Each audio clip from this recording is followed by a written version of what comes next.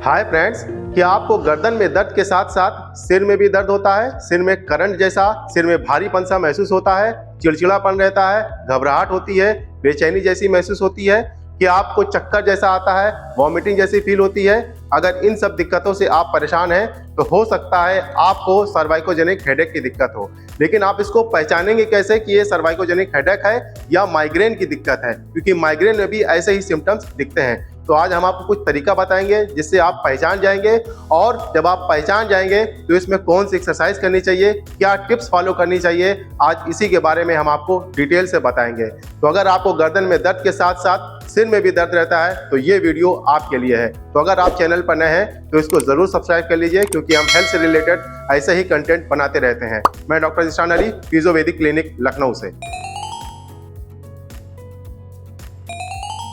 सर्वाइकोजेनिक headache और migraine के symptoms एक जैसे ही होते हैं, लेकिन माइग्रेन का जो दर्द होता है वो बहुत अधिक भूखे रहने से, सफ़र करने से, डिप्रेशन की वजह से और स्ट्रेस की वजह से, और जिन लोगों में हार्मोनल डिसबैलेंस की दिक्कत होती है उनमें माइग्रेन की दिक्कत ज़्यादा देखी जाती है। लेकिन ये 102 दिन या 3 से 4 दिन तक रहती है और कुछ दवाइयाँ लेने के बाद ये ठीक हो जाती है। आराम करने के बाद ये बिल्कुल ठीक हो जाते हैं ऐसे पेशेंट। लेकिन ये जो सर्वाइकोजेनिक हेडेक की दिक्कत होती है ये कंटिन्यू बनी रहती है, इसमें पेशेंट बहुत ज़्यादा परेशान हो जाता है। तो अब आपको समझ में आ गया कि दोनों में डिफरेंस क्या होता है। अब हम आपको बताते हैं सर्वाइकोजेनिक हेडेक होता क्या है। तो ये है हमारी स्पाइन, और इसमें 7 हड्डियां होती हैं जिसको सर्वाइकल कहते हैं। C1, C2, C3, C4, C5, C6 और C7। और हर वर्टेब्री के बीच में आप ये डिस्क देख रहे हैं, और ये होता है छोटे छोटे ज्वाइंट्स जिसको फैसेट ज्वाइंट्स कहते हैं। ये स्पाइन को स्टेबिलिटी प्रोवाइड करते हैं। C1 और C2 वाली जो 2 वर्टेब्री होती है, यहीं से ही नर्व निकलती है जो ऊपर सिर की तरफ जाती है। जब यही दब जाती है, यही इरिटेट हो जाती है, तो सिर में दर्द होता है, सिर में भारीपन सा महसूस होता है, सिर में करंट जैसा दौड़ जाता है, या सिर में एक तरफ दर्द होगा, कभी इधर होगा, कभी यहाँ पे होगा, कभी इधर होगा, कभी माथे पे होगा, और कभी कभी आंखों में भी होता है और आंखों के अंदर की तरफ भी दर्द मालूम देता है। और इसमें सर में हैवीनेस सा, भारीपन सा महसूस होता है, बेचैनी जैसी मालूम देती है, और बहुत ज़्यादा पेशेंट इसमें इरिटेट हो जाता है। और ये जो मसल्स होती है, जो लॉक होता है, ये बहुत ज़्यादा स्टिफ हो जाता है, और पेशेंट को गर्दन हिलाने में भी बहुत ज़्यादा दर्द महसूस होता है। ज़्यादातर दर्द इसमें एक तरफ ही होता है, लेकिन कभी कभार दोनों तरफ ही हो सकता है। आपको ये जान करके हैरानी होगी कि 65% तक दर्द सर्वाइकोजेनिक हेडेक की वजह से होता है। तो अब आपको समझ में आ गया कि सर्वाइकोजेनिक हेडेक क्या होता है। अब हम बात करते हैं कि ये होता क्यों है। तो इसका सबसे बड़ा कारण है रॉन्ग पोस्चर। जो लोग बहुत देर तक एक पोजीशन में बैठे रहते हैं, या बहुत देर तक गर्दन झुका के मोबाइल चलाते हैं, या जिनका काम खड़े होकर गर्दन आगे झुका के काम करना होता है, उनमें ये दिक्कत बहुत ज़्यादा देखी जाती है।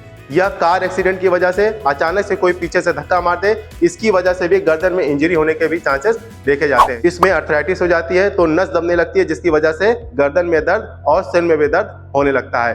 इसका एक और बड़ा कारण है डिस्क में कोई प्रॉब्लम, जैसे डिस्क में कोई वियर एंड टियर हो गया हो या डिजेनरेशन हो गया हो। ओल्ड एज में ज़्यादा देखा जाता है, यानी कि जैसे हमारे घुटने में गठिया होता है वैसे ही स्पाइन में भी गठिया होने के चांसेस रहते हैं, यानी कि रगड़ खाने और घिसने की प्रक्रिया जब स्टार्ट हो जाती है। तो यही सब कारण होते हैं। ज़्यादातर जो कारण होते हैं जो यंगस्टर में देखे जाते हैं वो बैड पोस्चर की वजह से ही देखे जाते हैं। कई बार हमारी क्लिनिक पे ऐसे पेशेंट आते हैं तो बहुत आसानी के साथ वो डायग्नोस किया जा सकते हैं कि ये सर्वाइकोजेनिक हेडेक ही इनको हो रहा है। तो हम कुछ टेस्ट ऐसे कराते हैं, जैसे आपको यहाँ पे छूने पर टेंडरनेस सी महसूस होगी, ये जो एरिया होता है, और पेन जैसा महसूस होगा, और ये चीज़ काफ़ी अकड़ी सी महसूस होती है, यानी कि ये बहुत ज़्यादा स्टिफ होती है। पेशेंट जरा सा भी अपनी गर्दन को मूव नहीं करा पाता है। और एक टेस्ट ऐसा होता है कि आप थोड़ा सा भी अपनी गर्दन को झुका के और अपने कंधे की तरफ देखिए तो यहाँ पे स्ट्रेस सा मालूम देगा और बहुत शार्प शूटिंग पेन होगा।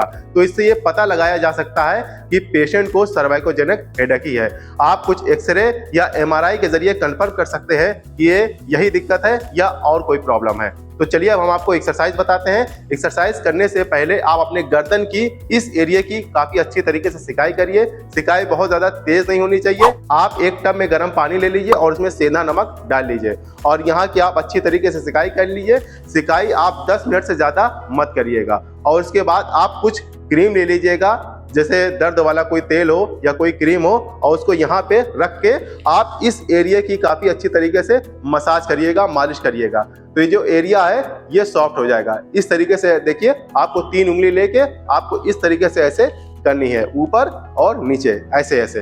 फिर आपको ऐसे ऐसे राउंड बनाना है, सर्किल बनाना है, क्लॉकवाइज फिर एंटी क्लॉकवाइज। ये आपको 10 से 15 मिनट जब आप करेंगे तो आपकी ये चीज़ें जो हैं जो बहुत ज़्यादा भारी हो जाती हैं इसकी वजह से, तो ये चीज़ें आपकी गर्दन जो है वो काफ़ी हल्की हो जाएगी, आपको काफ़ी रिलैक्सेशन इससे फील होगा। अगर आपको यहाँ तक मेरी वीडियो अच्छी लग रही है तो इसको एक लाइक ज़रूर कर दीजिए, और अगर आप हमसे कुछ पूछना चाहते हैं तो आप हमको व्हाट्सअप करके पूछ सकते हैं। प्लीज़ कॉल ना करिएगा क्योंकि कॉल बहुत ज़्यादा आ रही है और सबका जवाब देना बहुत ज़्यादा मुश्किल हो जाता है। तो सबसे पहले एक्सरसाइज हम करेंगे, उसमें हम इस तरीके से मुट्ठी बांध लेंगे और अपने चिन के नीचे इस तरीके से ऐसे रख लेंगे, और फिर अपने दूसरे हाथ से इस तरीके से ऐसे थोड़ा सा गर्दन झुका के ऐसे थोड़ा सा स्ट्रेच करेंगे। हम मुट्ठी इस वजह से रखेंगे कि जो हमारी और स्पाइन है सर्वाइकल की वो लॉक हो जाए, सिर्फ C1 और C2 में ही ट्रैक्शन हो। तो हम इस तरीके से ऐसे रखेंगे और ऐसे इसको थोड़ा सा स्ट्रेच करेंगे। यहाँ पे हम रोकेंगे 1 2 3 4 5, फिर हम रिलैक्स छोड़ देंगे, फिर छोड़ेंगे, फिर खींचेंगे और फिर छोड़ देंगे। बहुत ज़्यादा आपको स्ट्रेच नहीं करना है, बहुत ज़्यादा आपको दबाव नहीं देना है, सिर्फ थोड़ा सा ही दबाव देना है। इसी तरीके से आपको दूसरी तरफ इस तरीके से ऐसे करेंगे। जब ये एक्सरसाइज आप करेंगे तो जो नर्व आपकी दब गई है वो धीरे धीरे रिलीज होना शुरू हो जाएगी, और जब ये रिलीज होगी तो आपको काफ़ी ज़्यादा फायदा मिलेगा। जो बेचैनी हो रही है, घबराहट हो रही है, या जो चक्कर आ रहा है, वॉमिटिंग ऐसी फील हो रही है, वो सब होना बंद हो जाएगा। लेकिन धीरे धीरे होगा, आपको इसमें थोड़ा सा पेशेंस रखना पड़ेगा। अगर आपको ये वाली एक्सरसाइज करने में किसी तरह की भी दिक्कत हो रही है तो आप इसी एक्सरसाइज को लेट करके करिएगा। तो आप इस तरीके से कोई टॉवेल ले लीजिएगा इस तरीके से, और इसको इस तरीके से ऐसे कर लीजिएगा, और फिर आपको सीधा बिल्कुल रिलैक्स इस तरीके से ऐसे लेट जाना है। फिर आप अपनी गर्दन के नीचे इस तरीके से ऐसे फंसा लीजिएगा। आपको बाहर ऐसे हाथ करके आपको फ्रैक्शन सा स्पाइन में महसूस होगा, तभी आप समझिएगा कि आपकी एक्सरसाइज ठीक तरीके से हो रही है। ये वाली एक्सरसाइज जो हम करा रहे हैं ये हम अपनी ओपीडी में भी अपने पेशेंटों को कराते हैं और उनको बहुत ज़्यादा रिलैक्सेशन फील होगा। लेकिन आपको ध्यान ये रखना है, बहुत ज़्यादा स्ट्रेस नहीं करना है और बहुत ज़्यादा दबाव नहीं देना है, सिर्फ हल्के ही हल्के शुरुआत में करना है। ये एक्सरसाइज आप शुरुआत में 4 से 5 बार करिए। जब आपकी हैबिट बन जाती है तो आप नंबर ऑफ काउंट आप बढ़ा दीजिएगा और सुबह शाम करिएगा। दूसरी एक्सरसाइज हम करेंगे चिन टक एक्सरसाइज। उसके लिए आप इस तरीके से ऐसे बैठ जाइए और अपनी 2 उंगलियां इस तरीके से ऐसे ले लीजिए और यहाँ पे चिन पर रख दीजिए, और फिर आप अपनी गर्दन को पीछे की तरफ और फिर यहाँ पे रोकना है, फिर आपको रिलैक्स। हम आपको साइड से भी बता दे रहे हैं इस तरीके से। ऐसे आप अपने चिन पे 2 उंगलियां रख दीजिए और फिर गर्दन को पीछे, फिर आगे, फिर यहाँ पे आपको ऐसे करना है, यहाँ पे रोकना है 1 2 3 4 5 रिलैक्स। फिर आपको इस तरीके से ऐसे करना है। ये एक्सरसाइज जब आप करेंगे, एक तो आपकी गर्दन की जो मांसपेशियां हैं उनमें स्ट्रेंथ आएगी, और दूसरे यहाँ की जो मसल्स है वो भी रिलैक्स होना शुरू हो जाएंगी। ये एक्सरसाइज आप 15 से 20 बार करिए शुरुआत में। जैसे जैसे आपकी हैबिट बनती जाती है वैसे वैसे आप नंबर ऑफ काउंट बढ़ा दीजिएगा, और सुबह और शाम ये एक्सरसाइज को आपको करना है। तीसरी एक्सरसाइज आपको करना है चिन टक तरीके से ही, लेकिन इसमें थोड़ा सा आपको रेजिस्टेंस देना है। तो आपको इस तरीके से ऐसे ले लेना है, टॉवेल इस तरीके से डाल लेना है, और फिर आप अपनी गर्दन को पीछे की तरफ और टॉवेल को आपको आगे की तरफ खींचना है इस तरीके से। तो आपने यहाँ पे खींचा, यहाँ पे रोकिए, फिर रिलैक्स, फिर आपको चिन टक वाली एक्सरसाइज करना है और टॉवेल को आपको अपने हाथ की तरफ खींचना है इस तरीके से। यहाँ पे रोकना है 1 2 3 4 5। इस एक्सरसाइज को जब आप करेंगे तो आपकी गर्दन की मांसपेशी और ज़्यादा मजबूत होने लगेगी और ज़्यादा आपको रिलैक्सेशन फील होगा। लेकिन ये एक्सरसाइज आप शुरुआत में कम ही बार करिएगा क्योंकि बहुत सारे पेशेंट इसमें कंप्लेंट करने लगते हैं दर्द की। तो आप ये एक्सरसाइज 4 से 5 बार करना है और सुबह शाम आपको करना है। 5वीं एक्सरसाइज हम करेंगे शोल्डर श्रगिंग, ये वाली मसल्स में स्ट्रेंथ लाने के लिए। तो हम अपने कंधे को इस तरीके से ऐसे उठाएंगे और यहाँ पे रोकेंगे 1 2 3 4 5, फिर रिलैक्स। आपको ऐसे ऐसे नहीं करना है, बल्कि पूरा ऊपर तक खींच करके लाना है और यहाँ पे रोकना है 1 से 5 तक और फिर रिलैक्स। ये एक्सरसाइज जब आप करेंगे तो जो मांसपेशी वीक हो जाती है इसमें स्ट्रेंथ आने लगेगी और काफ़ी इसमें सॉफ्टनेस भी आएगी। ये मसल्स जो है काफ़ी मुलायम हो जाएंगी। तो ये एक्सरसाइज आप 10 से 15 बार करिए और दिन में 2 बार आप जरूर करिए। अब हम बात करते हैं कि जब भी आपको सर्वाइकोजेनिक हेडेक की दिक्कत हो तो किन किन बातों का आपको ध्यान रखना चाहिए। तो सबसे पहली बात कि आपको एक पोजीशन में बहुत देर तक नहीं बैठे रहना चाहिए। आपको इसके लिए कुछ देर पे टहल लेना चाहिए आधे घंटे के बाद। और बहुत से लोग यंगस्टर क्या कर रहे हैं कि वो गर्दन झुका करके मोबाइल चला रहे हैं। इसकी वजह से भी ये दिक्कतें देखी जा रही हैं। तो आपको अपनी गर्दन को सीधी रखना है, अपना पोस्चर मेंटेन करना है और अपने तकिए का, जिस पर आप सर रख के लेटते हैं, उसका बहुत ज़्यादा ख्याल रखना चाहिए कि वो ठीक है कि नहीं, क्योंकि ज़्यादातर दिक्कत इसी वजह से भी देखी जा रही है, सर्वाइकल की दिक्कत या सर्वाइकोजेनिक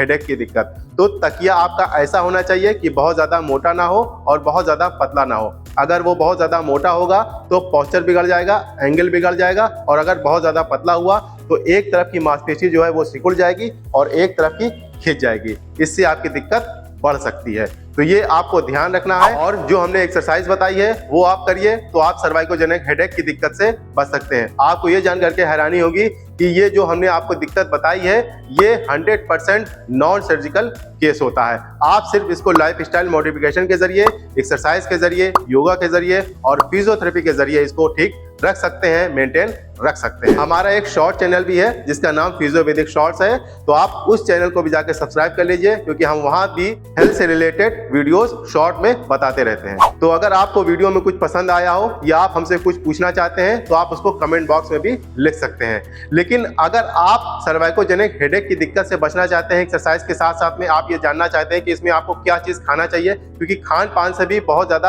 असर पड़ता है, इससे रिकवरी तेज होती है, तो ये वाली वीडियो आप जाकर देखिए। इसमें हमने आपको डिटेल से बताया है कि क्या चीज खाना चाहिए, किन विटामिन में नसों में ताकत आती है और क्या चीज आपको नहीं खाना चाहिए। तो ये वाली वीडियो आप जरूर जाकर देखिएगा। Thank you very much.